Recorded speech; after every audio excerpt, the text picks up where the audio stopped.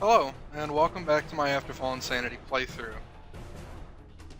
Last time, we came upon an alleyway where a man was flinging barrels down at us, and ducked into this apartment to try and get to him. Well.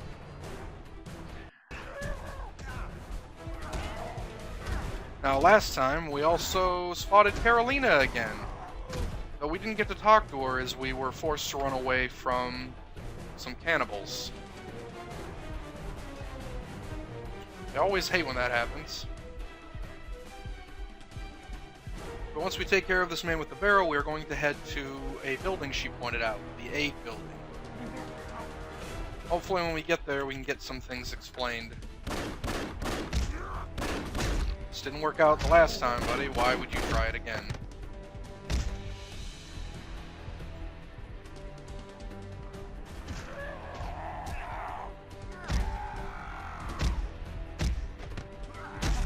Finish this man off as quickly as possible and head upstairs. Not downstairs, where I will die from electricity.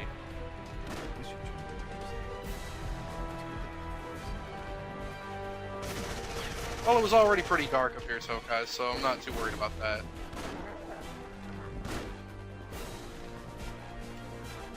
That was almost amusing, that animation. Kind of jumped out the door, or the window rather. But taking him out should make our job out here a little bit easier. Plus, falling out the window should have given us his weapon. Apparently not. Must have dropped it up there.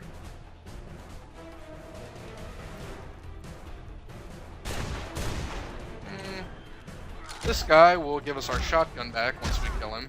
And not hit that explosive barrel, please. Enemies are also capable of hitting the barrels, so we have to be a little bit careful.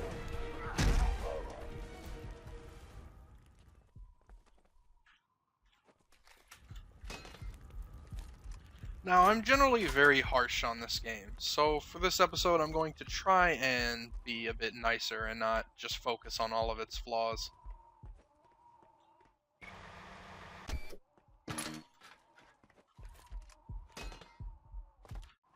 At the very least, they are nice enough to give the player all of the ammo they could ever want for their weapons.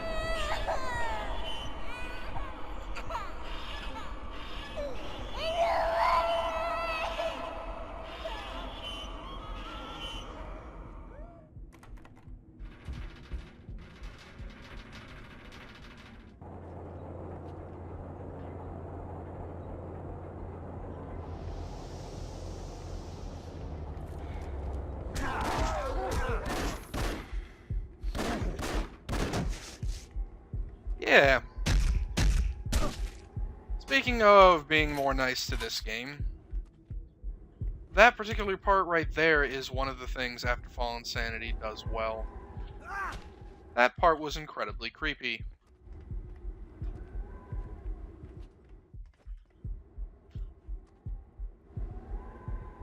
And I guess we're going to take our friend here for a ride. A ride where we are now stuck.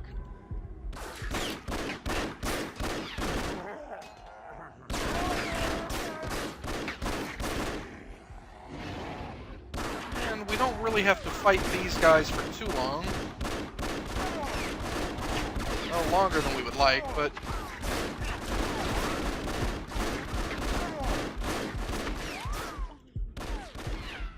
our green friends from before come up and try to keep them from shooting us.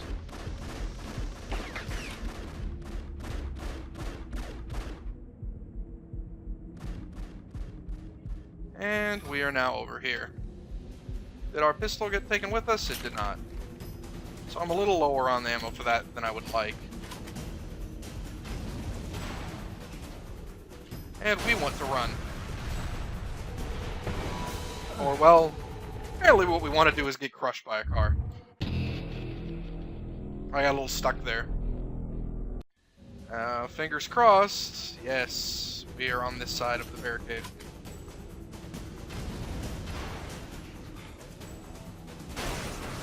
No. That car is actually simply being thrown by these enemies, not... Oh no! Won't kill us. Well, we're dead.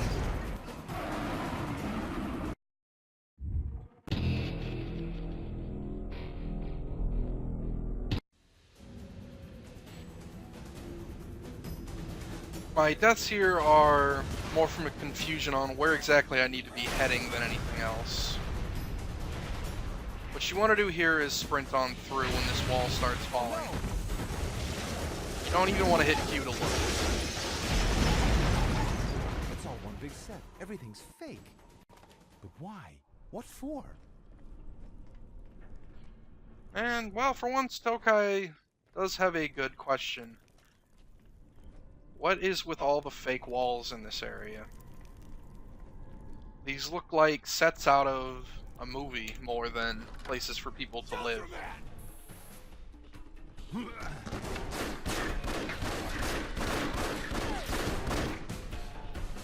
If we can help it, we want to take out that man with the pistol when he hops down, not when he's up there. Moving off to the side should force him to come down to our level.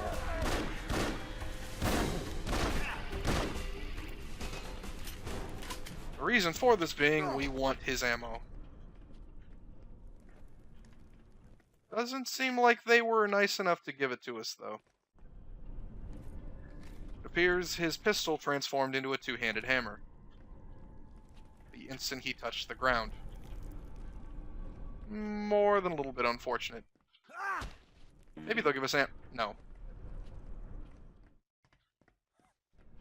Alright, well, worst case scenario, we do have quite a bit of ammo for our shotgun.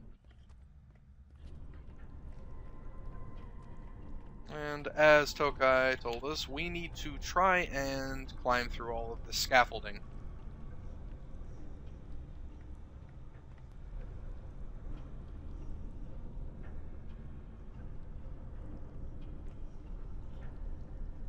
Now, good or bad, the city is a lot less focused on story than the shelter was.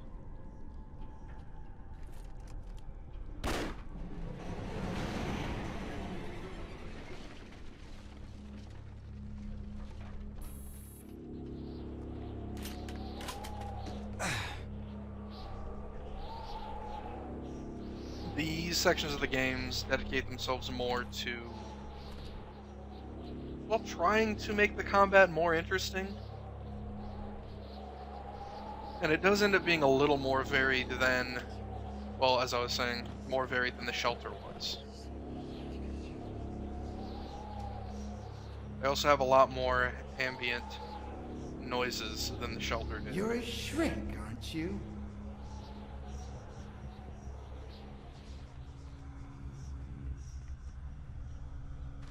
Our next node is here, right along our path, not too hard to find.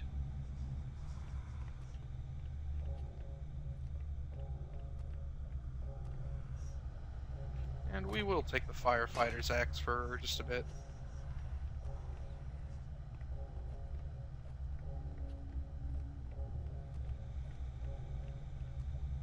Maybe this man will finally answer. Oh, that was our friend who leaves us with this wonderful creature. And I might be dead for that.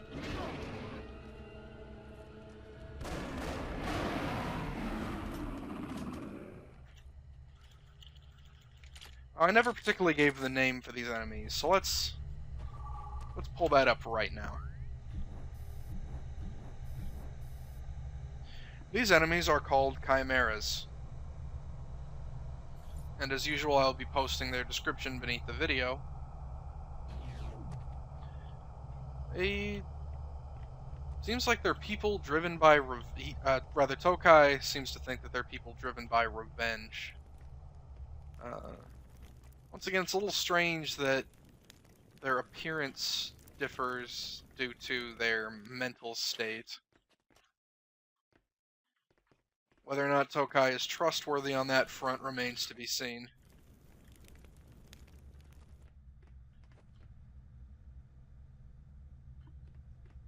A store. Shelves are empty, of course, so I can move them around a bit. Might be a good idea to close that door behind us. We don't want people attacking us while we push the shelves.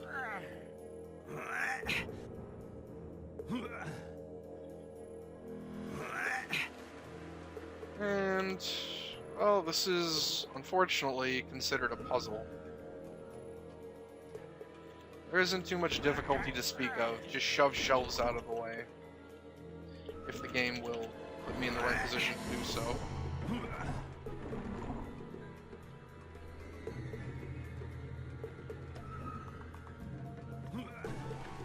But please, you must at least eat something. Just share one meal with us. Many of the buildings of the city I'm in are full-scale models. I don't have the faintest idea who created them or what for, but the city is inhabited.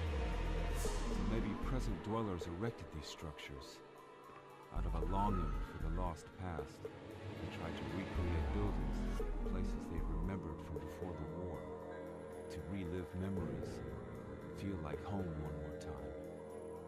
They're aggressive, display strong territorial instincts accompanied by xenophobia and hatred towards the people of the shelter. They think that we had it easier. I don't know. Life here seems like a constant fight for survival among the ruins of what was once home. Guess this is how civilization looks like after a head-on collision with a nuclear warhead. Maybe shelter wasn't that bad after all. And there we get a little bit of a reasoning for why these people might want us dead. Though even still, their dedication to wanting to kill Tokai is a bit, well, a bit exaggerated. And here's our next note. Might be a little hard to find, but, well, it's just a shopping list. Nothing really that much to be concerned with. We will take the Raging Bull here, though, even though it doesn't have much ammo. The extra power will be nice.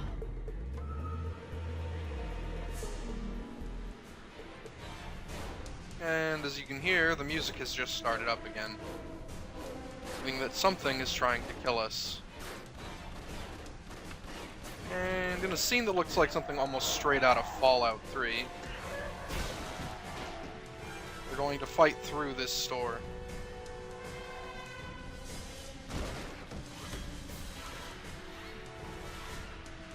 Well, I say fight. Really, we're just going to shoot people in the head.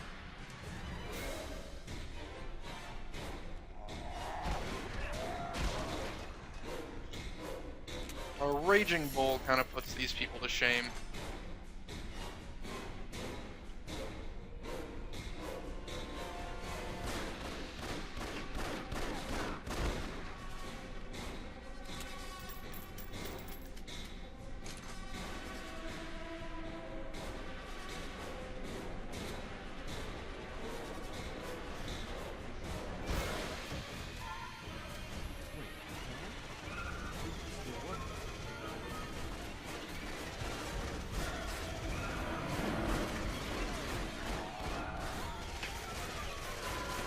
Now, he mentioned some sort of van. It's not particularly obvious to us right now what van they're speaking of.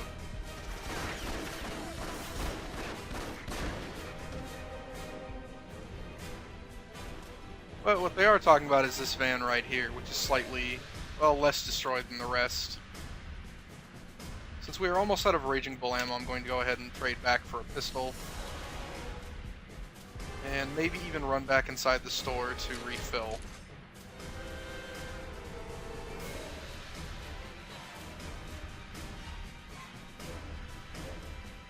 Actually, now that I think about it, was that our pistol?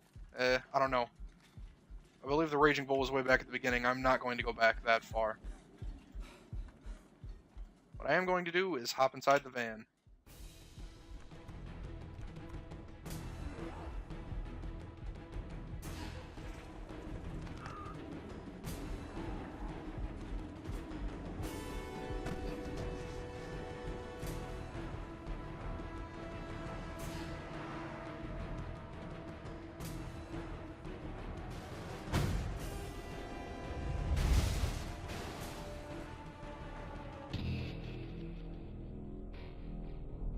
That was very smooth driving.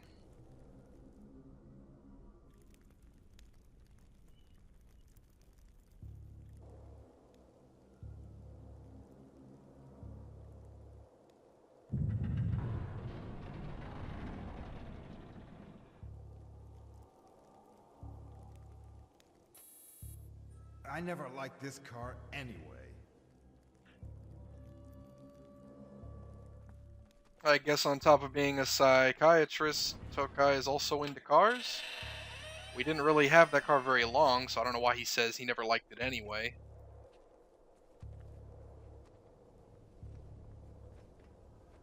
But we are now inside the aid building where we wanted to meet Carolina.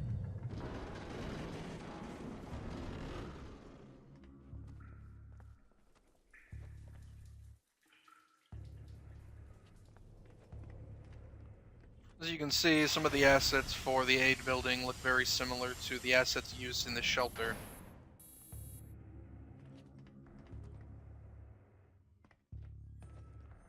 Luckily, we won't be saying goodbye to the outdoors for too long.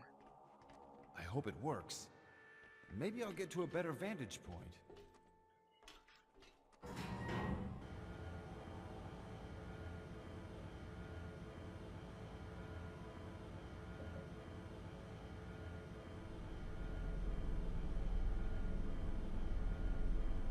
This is taking way too long.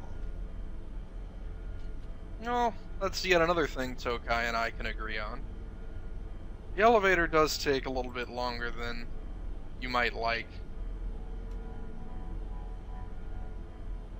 Especially since no enemies actually hop down to attack you or anything.